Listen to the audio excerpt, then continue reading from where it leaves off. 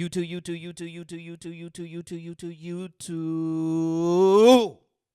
What's poppin' today? JuJutsu Kaisen 270 is out, and it's still on the epilogue. And how we begin the chapter is in the cemetery where Megumi and Shoko visit a grave. Shoko seems to be wearing a different fit from her lab coat and her doctor aesthetic, which is something a little different from what she usually wear. And we see on the grave site that it said Fushiguro. That could be Sumiki, Megumi's sister, and I think that's her grave site, or it could be his father Toji. Who knows? But Shoko is there to help him with preparing Sumiki's body, even though she personally does not believe in the afterlife. Megami wishes that his stepsister looked beautiful, even as she is being cremated, and Shoko's glad to help, even though she was wondering why Gojo did not leave her to take care of Suguru Gato's body. When the two leave, Megami receives a call. We learn that among the remnants of Sukuna retrieved from Megami's body was the cursed womb of Tengen that is now firmly entangled. So that is the end of at least Shoko's character arc. Then we switch over to Kyoto Jujutsu High, where Gaku Ganja leads a team with Utahime and the manager Nita. With these remains, Utahime believes that Tengen Bear will be stabilized for a while longer. Tengen is the founder of Jujutsu Society, and they are responsible for maintaining the barrier that isolates the cursed energy phenomena within Japan. Otherwise, the entire world will be full of curses. This very system was used by Kenjaku to create the culling game, which made Tengen its grand master. With Tengen's death, the stability of these barriers, which keeps the world safe from curses, in question. However, Gakuganji tells them not to rush as they are still young, and we see like a photo of I guess the next Tengen, and they're trying to change some stuff about Jujutsu Society. But so far, their character arc is over, and then we switch to where Maki gives the sword to Daido, who is with Mayo. Maki explains that the incarnated players are helping repair the fallout of the culling games, and that Hana and Yuji are helping remove the cursed objects from the vessels so that the vessels can live normal lives. Maki also brings up the need to take care of the American soldiers deployed by the government, and that was back in chapter 200. Maki explains that even though the Cully Games are over, Tokyo is still an inviolable area since the existence of cursed spirits was publicly announced as something that only appears in Tokyo. But there are still curses all over the country. Maki suggests that the pair hide, where Daido is fine with, but Mayo finds Suma with cursed spirits to be boring. Maki leaves the two reincarnates alone, no longer feeling obligated to protect them. Daido offers to challenge Maki when she decides to erase him, which Maki finds amusing.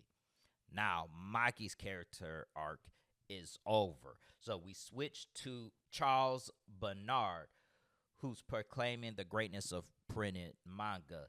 Charles says that newbies should at least once experience working by the side of a veteran creator. But his editor in the flashback notes that Charles has bad experiences, with Charles noting that his art quality is bad. The editor reminds Charles that the printers do not have much patience to wait on even new authors' one-shots. And so now, Charles Bernard's character arc is over. So now we switch over to Takaba, talking about working on comedy material together with someone mentioning the importance of dirty human.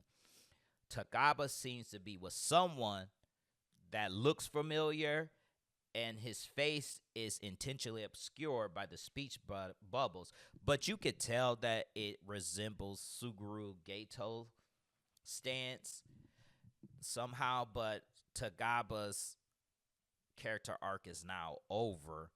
We might get onto that a little later.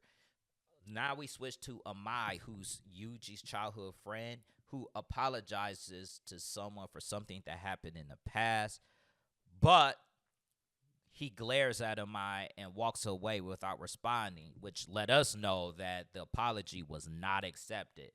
Amai says he figured it would happen, but he wanted to do something good for once, which means that Amai's character arc is over. So now we switch to Higuruma, who is now being pressured to work as a Jujutsu sorcerer to pay for the crimes that he had committed. And he's sharing this with his female friend, but his female friend or lawyer friend decides that they need a retrial and she will get Higuruma the next time, and he says he kind of like counts on it. So Higuruma's character arc so far is over. We switch to Angel, who brings up how Sukuna has dug up memories of Hana from Megami's mind, which makes Hana embarrassed about exposing her feelings to Megami when he was possessed, and that was in chapter 213 when Sukuna bit her wing off or something like that. But Megami tells Hana that he will take responsibility for his actions when Sukuna had possession of his body. With him saying this, Hana responds, "That is she hearing wedding bells?" Megami clarifies that this is not what he meant it to be, a romantic sense, and that he will be out on a mission later. So we're going to get back to Megami, but now we see some woman coming home, and she started talking to her fiance about dinner plans, and to her shock, she sees his face distorted with huge eyes. Ichi tells Megami and Yuji about the situation, citing that the victim is Fukuzawa Sota, a 26-year-old man living with his fiancée who somehow saw a change on his face 2 weeks ago. But when Megami and Yuji is looking at the picture, there seems to be nothing wrong with them. However, when they get to the fiance's house and they look at him, there seems to be nothing wrong with his appearance. Sota looks like a wrestling trainee and not a cursed hobbit-like creature with eyes half the size of his face. And this means that the woman herself is the one who is cursed. So Nobara has her turn around for a while and basically get her checked out. And that's when we see that Yuji and Megami discuss a seeming low-level curse user harassing the neighborhood.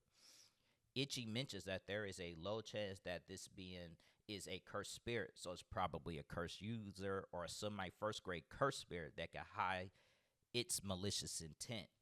Yuji is confident that with the three of them, they can beat whoever it is.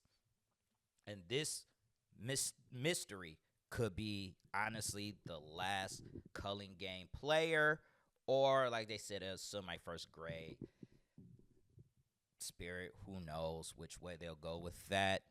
But after that, we get the last chapter of JuJutsu Kaisen after this week. So we'll see what happens.